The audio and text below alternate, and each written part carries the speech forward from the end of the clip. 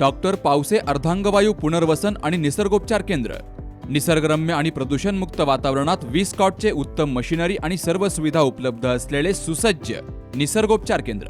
अर्धांगवायू, मान, पाठ, कंबर आणि सांधेदुखी, हातापायांना मुंग्या येणं, टाचदुखी, चेहऱ्याचा पॅरालिसिस, ॲक्युपंक्चर, फिजिओथेरपी, जलचिकित्सा, बाष्पचिकित्सा, योग चिकित्सा, मालिश चिकित्सा, चुंबक चिकित्सा, आहार चिकित्सा आणि माती चिकित्सा। संपर्क डॉक्टर रमेश पावसे, ठिकाण हिवरगाव पावसा, रायतेवाडी रोड, तालुका संगमनेर। संपर्क 9623 25 67 22।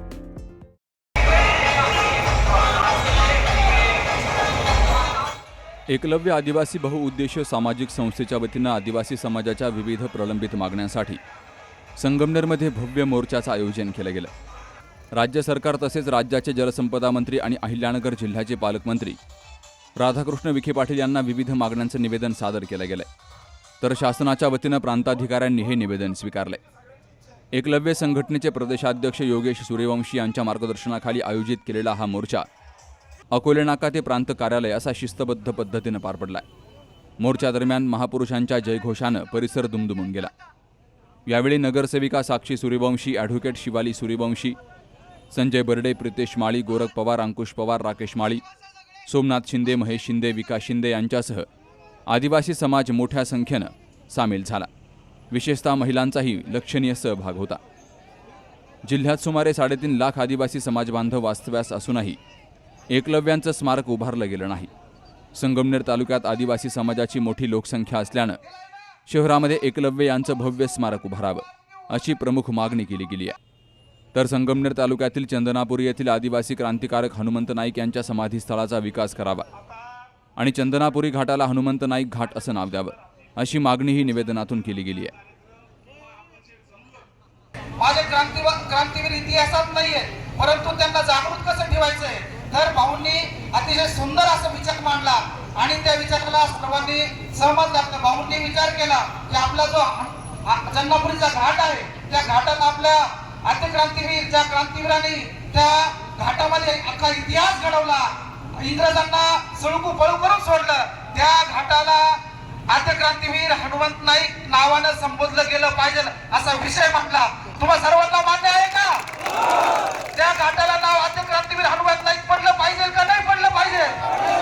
त्यानंतर संगमनेर तालुक्यामध्ये आज आपल्या आदिवासी समाजाचं एकलव्याचं स्मारक उभं राहिलं पाहिजे का नाही पाहिजे?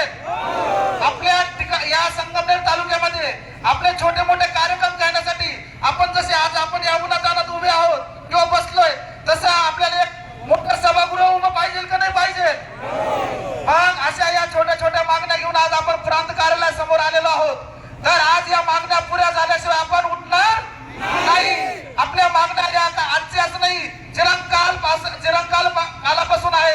आपलं अस्तित्व जागा ठेवायचं असेल तर हे क्रांतीवीर आपल्याला जागे करायचे। आपले क्रांतीवीर जागे केले तर आपली पिढी घडवायची का नाही घडवायची? मग आज उठायचं का नाही उठायचं? आपल्या मागण्या पुऱ्या केल्याशिवाय जायचं का नाही जायचं? आज आपल्या मागण्या पुऱ्या केल्याशिवाय इथून उठायचं नाही।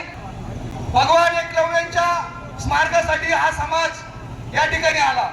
माझी प्रशासनाला विनंती आहे, ज्या मागण्या आज या ठिकाणी आदिवासी समाजाच्या आहे, चंदनापुरी घाटाला हनुमंतराव नाईक यांचं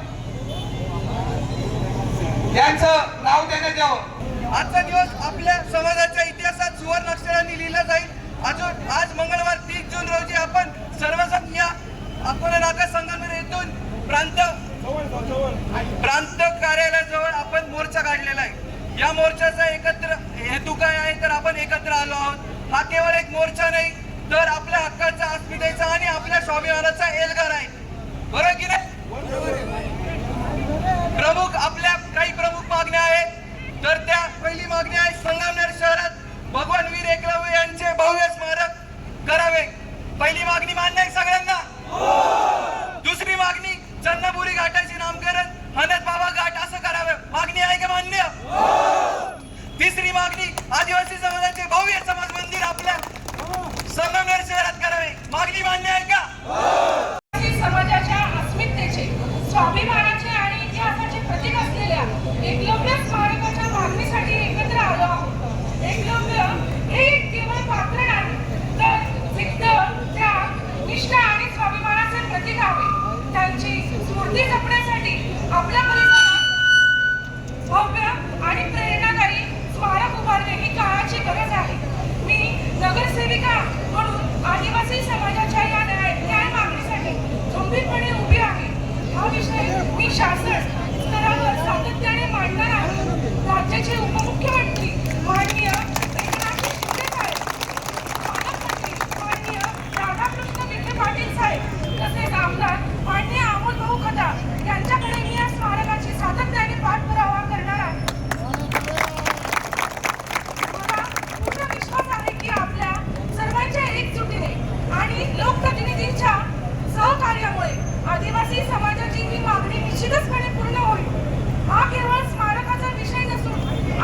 समाजाच्या इतिहासाला, संस्कृतीला आणि योगदानाला योग्य सन्मान देण्याचा विषय आहे.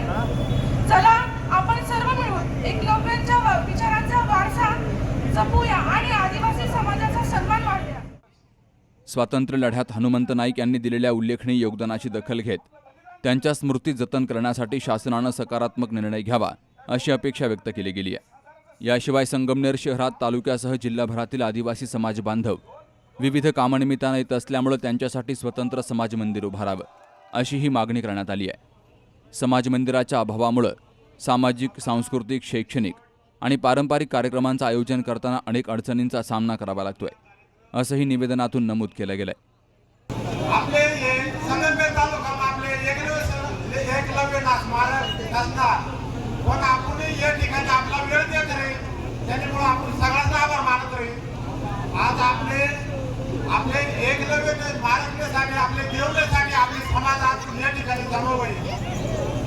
आज का ना या ठिकाणी आपला स्मारक मागणी पुढे झाल्याशिवाय आपण या ठिकाणी उठणार ना. आज वीर एकलव्याची जर आम्ही महाराष्ट्रातून जर बोलवले तर संगमनेर मध्ये चालायला जागा राहणार नाही. आमचे लोक गरीब असतील, आमचे लोक अशिक्षित असतील, पण आमचे लोक स्वाभिमानी आहे आणि अभिमानी आहे.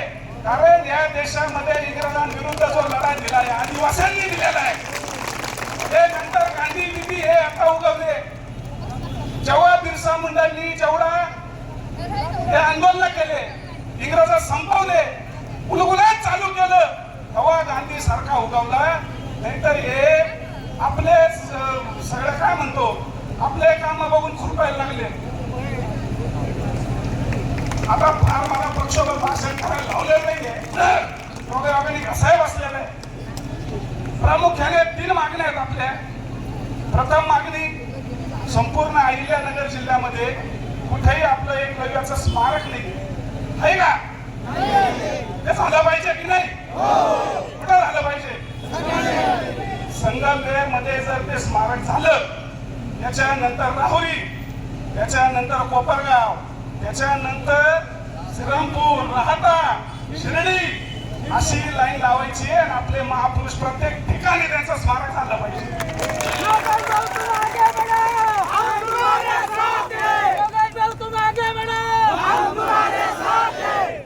आदिवासी समाज हा कमकुवत नाही. ज्या हनुवत बाबांनी त्या चन्नापुरी घाटामध्ये असंख्य इंग्रज कापले, हाती लागला नाही तो. स्वतःचं शिर कापून बहिणीकडे दिलंय. आजही ते शिर ताराबाद मध्ये, बरोबर, आणि ते धड तिथे, त्यांची समाधी तिथे आहे. आजही ती उघड्यावर समाधी आहे. माझी विनंती आहे, हे सरकार आमचंच आहे, देवेंद्र फडणवीस साहेब आमचेच आहेत, एकनाथ शिंदे साहेब आमचेच आहेत, पालकमंत्री विखे पाटील साहेबच आमचे आहेत. विखे पाटलांनी सांगितलेले की या मागण्या आम्ही तुमच्या मंजूर करू, आणि त्या मंजूर 2 दिवसापूर्वीच केलेले. फक्त हे प्रांत आहेत, त्यांना निवेदन द्यायचंय आणि आपल्या मागण्या पूर्ण करून घ्यायचे. तिसरं असं की आपल्या आदिवासींना एकत्र येण्यासाठी कुठेही सभागृह नाही आहे का? एखादी महिला जर शिर्डीवरून आली, नाशिकवरून आली बाजारासाठी, तर तिला कुठेही राहण्यासाठी इथं स्थान नाही. ज्यांनी या समाजाला आदर्श दिला, शिक्षणाचा आदर्श दिला, ज्यांनी आपल्या उजव्या हाताचा अंगठा दिला, कोणी दिलाय का? आता अंगठा द्यायचा नाही, आता अंगठा द्यायचा. आता आम्ही येणार भाऊ, त्या गल्लून खड्यावर पाणी टाकसू.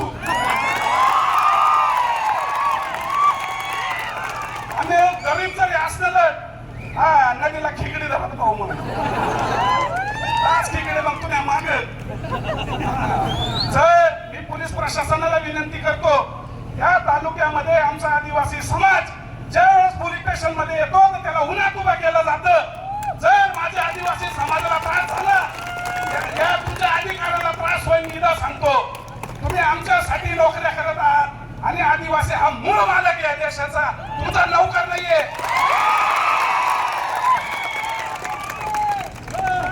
ग्रामपंचायत मध्ये जेव्हा आमचा आदिवासी समाज कुठला कागद घेऊन जातो हे तिनपट हे ग्रामसेवक आमच्या आदिवासी समाजाला कमी समजतात. ज्यावेळेस आमच्या आदिवासी समाजाला कुठलाही ग्रामसेवक त्रास देईल त्याला तिथंच त्या ग्रामपंचायतीमधून काढून हाणला जाईल एवढं दिसतं. कारण हे सरकार आदिवासीचं हित जपणारं सरकार आहे. साम दाम दंड भेद, आदिवासी कोणाला त्रास देत नाही, आदिवासी कोणाला बळच कोणाच्या नादी लागत नाही. पण आमच्या नादीला लागला तर त्याच्या लाकडं आमच्याशी वाकडं हो आम्ही कमी ना, हात हा नात ना. त्याच्यामुळं भगवान वीर बिरसा मुंडा झाले, हनुमंत नाईक झाले, राया ठाकर झाले, राघोजी बांगरे झाले. या संगमनेरच्या अकोल्याच्या दऱ्याखोऱ्यामध्ये यांनी अनेक इंग्रज कापले आणि त्यांचा इतिहास दाबला गेला आणि भलत्याच वर आले. अख्ख्या नगर जिल्ह्यामध्ये 3.5 लाख आदिवासी. आता आम्ही फक्त 2-3 हजार जमलेलो. जर आम्ही बाहेर पडलो तर तुम्हाला दुकानाला कुलप लावा लागतील.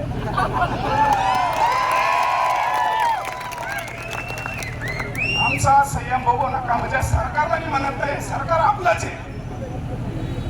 या सरकारने ज्या राष्ट्रपती महामहिम आपल्या आदिवासी जेव्हा बसवल्या द्रौपदी मुर्मूजी, तेव्हाच आम्हाला अभिमान वाटला का हे सरकार आमचा विचार करतंय. याची यापूर्वी आदिवासींना किंमत नव्हती, आदिवासींना बाहेर यायला सुद्धा भीती वाटायची. त्यावेळेस सरकार आलं त्यावेळेस आमच्या महिला बाहेर पडायला लागल्या, त्यांना संरक्षण दिलं गेलं. आता बरेच असे उदाहरण आहे की आपल्या छोट्या छोट्या मुलींवर सुद्धा बलात्कार झालेले. खारगाव असेल, जवळे असेल, राहता असेल, 6 वर्षाच्या मुलींवर बलात्कार झालेले. पण एकाला सोडणार ना भाऊ, जन्म सडत राहील. जर आया बहिणीला कोणी त्रास दिला तर आमच्या शिवाकडे पहिले तोडायचा, मग प्रशासनाकडे यायचं.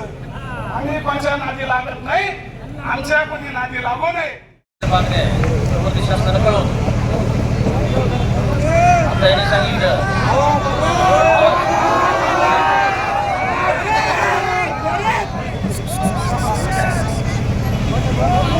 तुमच्या ज्या मागण्या आहेत मोदी शासनाला कळवतो. मग यांनी सांगितल्याप्रमाणे परवा साहेब पालकर साहेबांना भेटले होते. साहेबांनी आश्वासन दिलेलं आहे की आपण मागण्या शासनाकडे आपण पाठवून देतो, पाठवून आपण करू.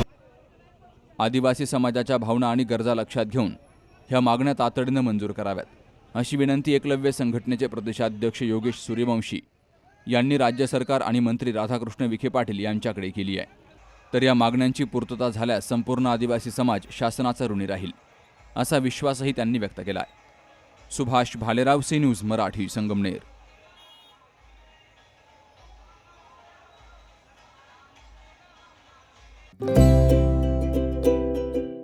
आता स्पष्ट आणि सुंदर दृष्टी मिळवा संदेश चष्मा घर सोबत. मोफत डोळे तपासणी, नवीन कलेक्शन, आकर्षक ऑफर्स आणि सवलती. नवीन अल्ट्रासोनिक मशीनद्वारे चष्म्याची लाईफ टाईम सर्व्हिसिंग फ्री. डोळ्यांचा नंबरचा चष्मा अर्जंट बनून मिळेल. उत्तम दर्जा आणि योग्य किंमत. कॉलेजच्या मुलामुलींसाठी स्टायलिश चष्मा आता आपल्या बजेटमध्ये. नंबरचा चष्मा असो किंवा गॉगल, निवडा फक्त सर्वोत्तम. तेव्हा आजच भेट द्या Sandesh Chashmaghar, bus stand complex, Sangamner. Proprietor Amol Deshmukh. 9150 290 290 आणि 9270 34 41 74.